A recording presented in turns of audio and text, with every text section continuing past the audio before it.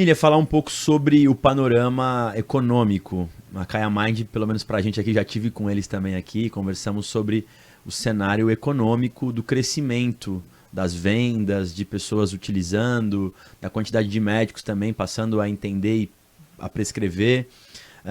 O mercado movimenta e no último ano, segundo o Kaya Mind, cresceu 22% em 2024.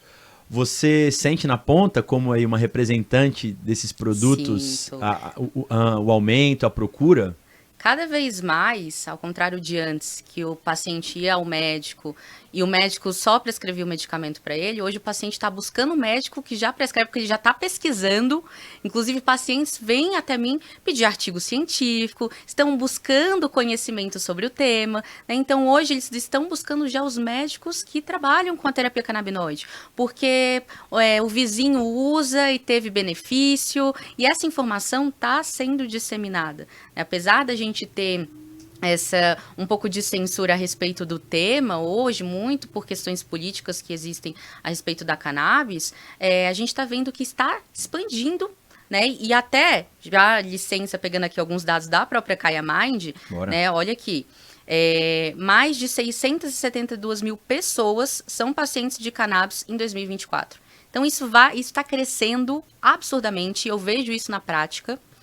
A última vez que eu conversei com eles, dobrava o número de pacientes a cada ano. Então a gente está com a expectativa que esse ano o Brasil supere 1 milhão de pessoas já utilizando produtos à base de cannabis. E aí não é especificamente na 660, Não, são todas tudo, elas, né? Associação, né? Então, olha aqui, entre empresas e associações já existem mais de 1.775 que fornecem os produtos. Mais de 4.120 produtos que estão no mercado hoje.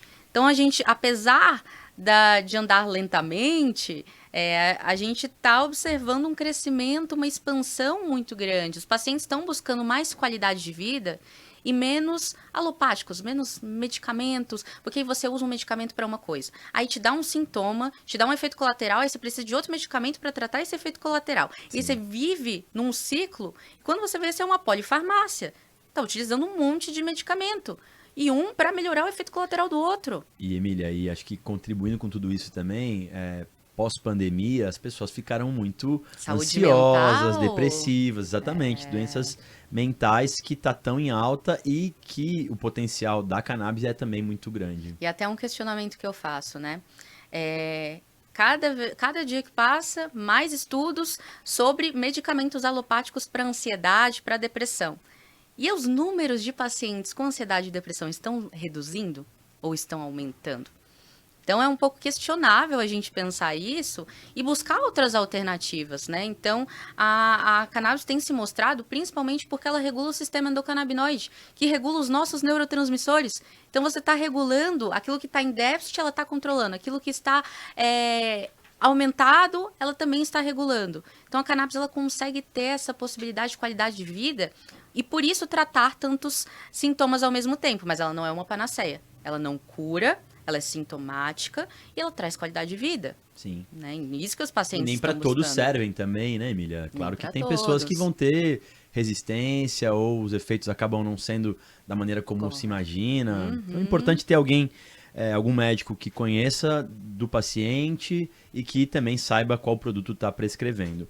Deixa eu trazer para o nosso cenário estadual, e é importante ouvir a sua opinião. Você sabe da nossa lei 17.618, que já está produzindo seus efeitos. Hoje tem produtos na prateleira do SUS aqui em São Paulo sendo fornecido para pacientes, mas ainda tem bastante restrição.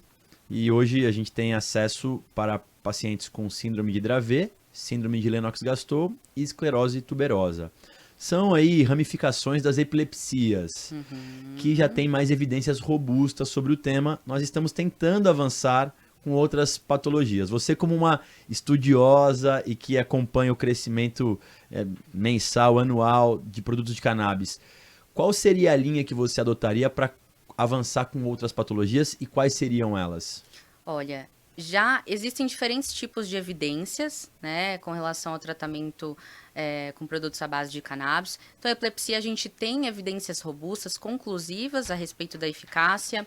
Dor crônica, nós temos bastante evidência científica, então ela já seria uma patologia que poderia ser incluída, mas aí a grande questão é como selecionar, né, porque existem muitos tipos de dor crônica. Então, como inserir, como vai ser essa seleção para esses pacientes, mas por mim, né, todos poderiam se beneficiar da terapia canabinoide, que inclusive a Kaya Mind traz um dado de mais ou menos 6,8 milhões de pacientes que poderiam se beneficiar da terapia canabinoide hoje no Brasil. Importante falar, Emília, a gente sempre reitera isso, que o projeto de lei em si, o nascedouro dele, como ele foi criado, não há nenhuma restrição de patologias, Sim. né? Isso acabou se dando a partir de um grupo de trabalho que envolve 30 instituições que são da área da medicina, na sua grande maioria, e que lá há uma resistência muito grande nesses avanços. E aí é também sobre isso que eu quero já quase que fechar o nosso bate-papo. Assim, lá tem muita universidade, lá tem as sociedades especializadas de cada especificação da medicina, desde oncologistas, pediatras, neurologistas e assim vai. Você diria que faltam estudos realmente ou que assim, eles são muito seletivos no aceite ou não de cada um dos estudos que existem hoje? A gente esbarra em alguns pontos, Caio. Eu costumo dizer, né, que a gente vive uma contradição. A planta é proibida porque faltam estudos científicos e faltam estudos científicos porque a planta é proibida. Então, a gente vive nessa contradição onde a gente tem dificuldade para executar e conseguir desenvolver estudos científicos. Inclusive, eu estou nessa luta também com o Centro de Referência Especializado em Transtorno do Espectro Autista, lá em Brasília, onde a gente está buscando apoio para pesquisa científica com pacientes autistas, o uso dos fitocannabinoides, mas a gente ainda enfrenta essa dificuldade muitas vezes com o comitê de ética, quando esbarra a pesquisa. Então, a gente enfrenta essas barreiras, esses obstáculos para executar ciência, para mostrar, comprovar, porque os estudos, de fato, muitos não são robustos, mas uma coisa que eu costumo falar, né, a falta de evidência não quer dizer que não funcione, né? É só porque a gente ainda não tem tantos estudos e muitas vezes não tem incentivo para fazer estudos e conseguir comprovar aquilo. Então, Alzheimer, a gente tem evidências insuficientes. Mas quer dizer que não funciona para Alzheimer? A gente tem vários, eu tenho vários casos.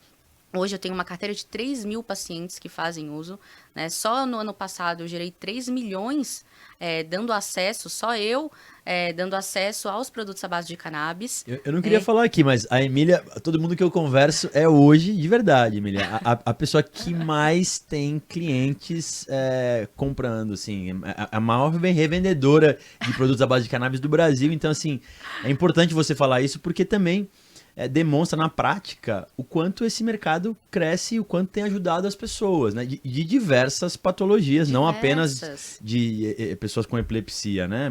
Várias outras. E curioso, porque assim, nessa base de 3 mil pessoas, eu recebo muito feedback. E tem uma querida que se tornou minha amiga, ela tem uma doença que não tem nenhum esclarecimento pela ciência, que se chama Morgellons. Ela tem várias feridas pelo corpo, saem fibras das feridas, demoram cerca de 1 ano para cicatrizar. E ela já tinha tentado de tudo. Corticoide, todos os tipos de anti-inflamatório, antibiótico, remédios psiquiátricos, e mesmo assim ela não tinha nenhuma melhora. Ela terminou o casamento dela, ela não conseguia se ver no espelho, a autoestima baixa, e ela começou a utilizar o óleo. Para ela, era a última saída. Ela começou a utilizar e, assim, 1 mês depois, boa parte das feridas dela já tinham cicatrizado. Auxiliou isso porque ela nem passou tópico, foi o uso sublingual. Conseguiu ter uma melhora de uma patologia que não tem nenhuma descrição de causa pela própria ciência. Então, é muito curioso o quanto a gente consegue ter resultados e feedbacks. Isso, para mim, é muito gratificante porque Eu não só vendo, né, produto, você é vendedora, ganha dinheiro com vendas. Não, eu transformo vidas, eu dou acesso aos produtos. Talvez essa seja a parte mais gratificante, receber feedback dos pacientes falando, Emília, meu filho melhorou, minha mãe está conseguindo me chamar pelo nome. Vida. Exato, transformou minha vida. E assim, transformou minha vida também, porque toda essa parte das vendas conseguiu mudar a minha realidade, mas acima de tudo, não é enganando as pessoas como existem muitos vendedores hoje, né? Vende goma vai curar isso. Câncer, vai resolver Exato. todos os problemas. Aqui a gente é muito claro, é um tratamento sintomático, mas que traz qualidade de vida para as pessoas. Não, que bom ouvir isso. A gente já chegando no nosso final, eu sempre pergunto para o nosso convidado a expectativa dele para os próximos 5 anos em relação a cannabis. Queria que você pudesse falar também com esse teu relato que mistura conhecimento, também com paixão pelo tema, que eu percebo nos teus olhos, em tudo que você participa. Queria que você pudesse falar as expectativas para os próximos 5 anos aqui no Brasil. Bom, as expectativas, primeiro, eu espero que repensem a respeito da totalidade da planta, que valorizem essa complexidade da planta e a gente consiga ver um aumento também de teores de THC e outros fitocannabinoides sendo incluídos, né? Até em Israel, existem laboratórios lá que o paciente chega, ele vai ser analisado e vai ter uma associação de fitocannabinoides muito específica para ele, para o tratamento dele. Então, que a gente consiga evoluir e caminhar conforme esses outros países que já estão dando certo, né? Acima de tudo, que a gente tenha o nosso cultivo aqui brasileiro, que a gente consiga ser um grande exportador, pare de só dar dinheiro para estrangeiro, que a gente consiga ter a nossa produção local, reduzir custos dos produtos, dar mais acesso e, além de tudo, incluir nas faculdades também o tema do sistema endocannabinoide, porque hoje, se poucas pessoas têm acesso, é porque o prescritor, que é o médico ou o dentista, atualmente, não tem informação. Ele não aprendeu isso na faculdade. Ele nem sabe o que é o sistema endocannabinoide. Então, falta um dos pontos-chave, que é a educação. Exato, educação. Para que esses médicos conheçam, entendam e consigam auxiliar esses pacientes que estão em busca disso. E que mais estudos científicos também sejam feitos. Porque, de acordo com a Kaya Mind, só 89 autorizações de pesquisas científicas foram fornecidas pela Anvisa. Então, a gente precisa ampliar 89. Quantas patologias a gente pode pesquisar? A terapia canabinoide amplia muito esse leque, a gente precisa explorar isso. Né? E com ciência, a gente consegue comprovações desmistificar, né? Porque no final o preconceito nada mais é do que um conhecimento sem informação. Né? É uma opinião, na verdade, uma opinião sem conhecimento. Então, a gente vê que falta educação na base ali para conseguir aumentar. Percebi bastante tudo isso aqui ao longo da nossa jornada na aprovação do projeto aqui na Assembleia, que teve muita dificuldade porque os colegas desconheciam e aí a informação que vinha era só informação ruim, era só informação ultrapassada e desatualizada sobre o tema. Agradecendo mais uma vez, Emília, queria que você deixasse a última mensagem aí, mas em nome da Assembleia quero te agradecer. Para a gente é um prazer poder receber pessoas que militam no tema, para além das questões aí financeiras, econômicas, que são importantes também, mas acho que é notório para a gente o quanto você se dedica, o quanto você participa de agendas que são institucionais, a tua presença sempre para a gente é motivo de muita alegria. Em nome da Assembleia, te agradeço aí a sua vinda. Muitíssimo obrigada pelo convite, Caio. É um prazer poder trazer informação sobre essa planta, poder trazer um pouco também sobre testes que podem fornecer mais qualidade para o tratamento de vocês. Então, a única coisa que eu peço é busquem conhecimentos, estudem, né? E principalmente médicos também. A gente está vendo que está ampliando a quantidade de cursos hoje a respeito do tema, mas acima de tudo, a educação, quebrar esses mitos, porque infelizmente uma mentira dita várias vezes se torna uma verdade. Então a gente precisa desmistificar o tema da cannabis e, acima de tudo, buscar conhecimento antes de disseminar uma informação que você não sabe de onde surgiu. Então, um ponto-chave aqui, educação a respeito da cannabis. É isso, galera. Espero que vocês tenham gostado do nosso bate-papo. A gente encerra aqui, mas nós vamos dar sequência a essas conversas importantes para desmistificar esse tema aqui da Assembleia Legislativa. Até a próxima. Valeu, Emília.